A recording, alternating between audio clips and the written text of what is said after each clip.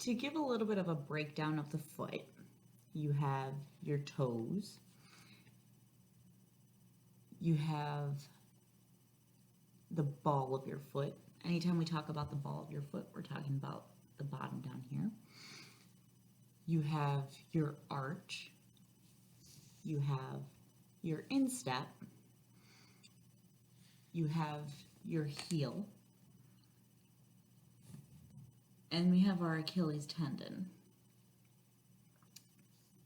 We have our ankle.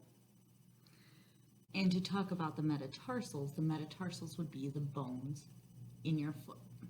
We want to have an understanding of things such as our Achilles because in the situation of our ballet shoes, where the elastic sits on the back of our foot, we want to make sure that we're not impinging on the tendon. We also want to understand when we lace up our shoes, how everything crosses over and how to tie it properly in relation to the parts of our feet. When we're in class and we're isolating different parts of our feet, we want to know what's what, the ball of the foot versus the heel, what our toes are doing, and all that fun stuff.